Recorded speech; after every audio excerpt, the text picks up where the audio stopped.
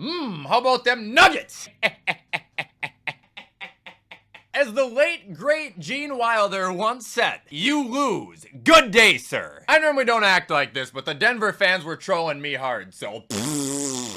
Anyway, ladies and gentlemen, welcome back to another video, and welcome back to the first part of me ranking divisions by position. I did this last year, you guys loved it and wanted me to do it again, so here we are. Also, the reason I say part one is because we are going to be doing one conference this video, one conference on Wednesday, and after the poll I ran on Twitter, we will apparently be starting with the AFC. Sorry, I ran this at like 6 o'clock in the morning for only an hour, but I had to get this going, so. Couple of plugs as always, don't forget to use code WyattzWorld on G Fuel or Prize Picks, where you can save yourself a discount on any G Fuel products or match up to $100 of your first deposit. But that's all I got for plugs. Let's get into ranking AFC divisions by positions.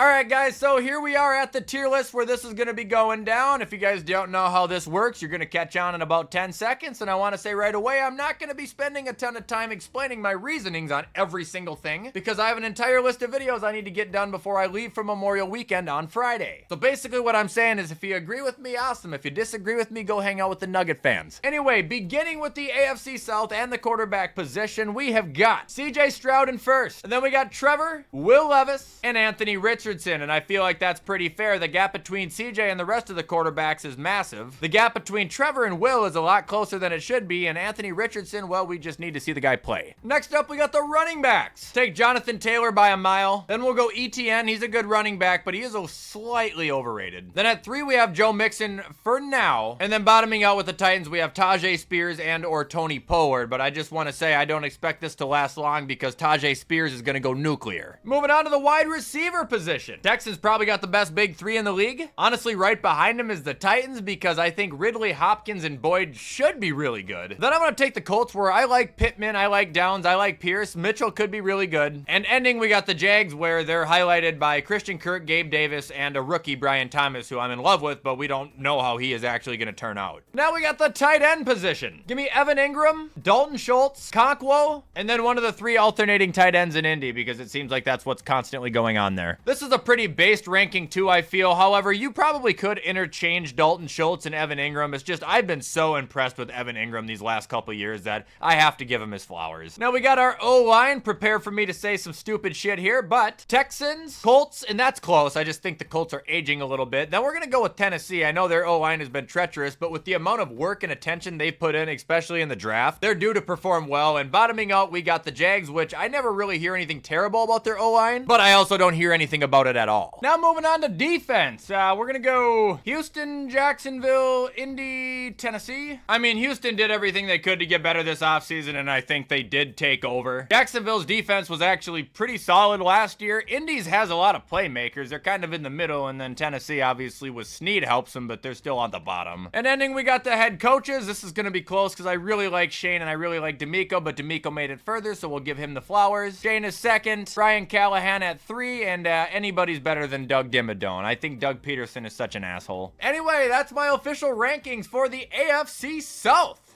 All right, folks, now we are on to the AFC North, and I hope I'm not moving too fast for you, but again, continuing on, we are starting with the quarterbacks. Give me Joe Burr, give me Relaxin' Jackson, give me Fields or Russ, and then give me Bill Cosby. Moving on to running backs, we got the Ravens, we got the Browns, we got the Steelers, we got the Bengals. The only reason Derrick Henry is above Nicholas Jamal Chubb is because Nicholas Jamal Chubb's leg shattered into 5,000 pieces. Najee, I think, is a great running back. I'm stunned that they didn't pick up his option, and as far as the Bengals, they have Zach Moss, who can play, but I don't think he's a true number 1. Now we've got receivers, and this is insanely bad after the Bengals, if you really think about it. Well, the Bengals, night and day the best. Then probably the Browns, since they at least have Amari Cooper. Then we got the Steelers, where I think Pickens is going to be really good, but he doesn't have a lot of help at all. And then we have the Ravens, where we think Zay is going to be him, but especially outside of Zay, they don't really have anybody that's proven. Now we got the tight ends. Probably Mark, Njoku, Pat, and Mike Gesicki. Now we got O-line, and O-lines are all getting pretty dang good in this division now, or at least they should be, especially after the draft. Cleveland, Baltimore, Bengals, Steelers? Honest question, when's the last time the Browns have had a bad O-line? I feel like it's been a really long time. Now we got defense, and this is so close for 1 through 3 at least, but I'm gonna go Cleveland, Pittsburgh, Baltimore, Bengals. Bengals by far bottom out the defenses here, but the first 3 they're all elite. They're all top 10. I think they're all interchangeable besides Cleveland. Like, they were the best in the league last year. And ending with the coach. You know, I think I'll go Harbs, Tomlin, Stefanski, and then Zach Taylor. Division full of good coaches, and I think 1 and 2 are a battle, but recent years, Tomlin has kind of looked like he might be a little bit limited. And that is my ranking for the AFC North. All right, moving on, we got the AFC West now. So beginning with the quarterbacks here. Mahomes, Herbert, Minshew, Nix. Should not be an argument there. Running backs, Pacheco, Zamir White, J.K. Dobbins, and Javonte Williams. That's horrendous. I used to really be a fan of Javonte. I think his injury completely screwed him. Sorry, if Gus is number 1, I would still take Gus over Javonte Williams too at this point. Now we've got receivers. We're gonna go Raiders. They actually have a very good receiving duo at least. Then we're gonna go with the Chiefs, who if they have Rashee Rice, they're gonna have a very functionable receiving room. Then it's kind of a toss-up, but I'll actually take Sutton and the Broncos and then the Chargers. That'll bring us to the tight end. Kelsey, I guess Brock Bowers / Michael Mayer, then Adam Troutman and Will Dissly. Offensive line, Chiefs, Chargers, Broncos, Raiders. 1 and 2 are simple to rank. 3 and 4, I guess, flip a coin if you really want. Now we got defense, where we got the Chiefs, and then firmly in second here is the Raiders. They have a good fucking defense, man. There's no reason it should be bad. Then we'll go the Broncos and the Chargers. I think their defense, like I've said in many other videos, man, they're just aging at this point. 4 years ago, they were really scary. And ending with the coaches, Andy, Antonio Pierce, Jim Harbaugh, and Sean Payton, because he is just an asshole. And that, ladies and gentlemen, is my rankings for the AFC West. I feel like that one's pretty solid.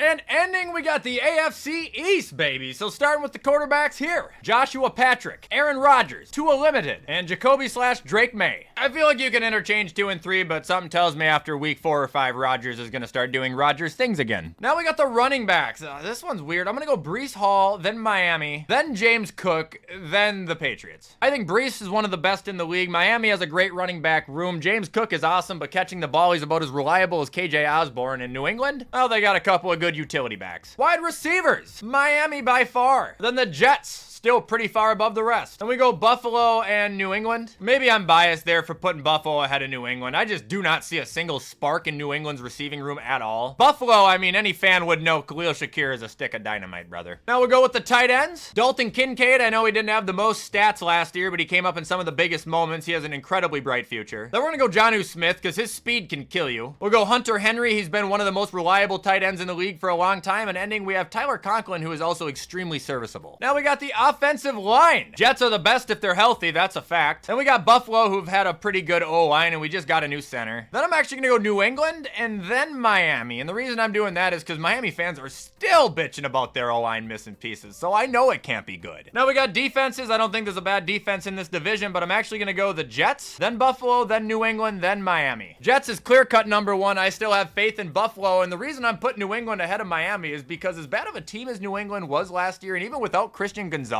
they ranked like 10th overall versus the pass, and they were 4th best versus the run. Like, you cannot say New England doesn't have a tough fucking D. And now ending, we got the coaches. Sugar Sean at 1. He's won 4 division titles in a row. That's something, more than any of the other coaches have done. Then we'll go Mayo. He seems like a good guy. I want to give him a fresh start. We'll go Saleh, who hasn't done anything, but he's also been in a pretty crippled situation, but also made some stupid-ass decisions. And ending, we got Mike McDaniel, who I have said time and time again, I think is the biggest fraud in the league. And that, ladies and gentlemen, does my ranking for the AFC East.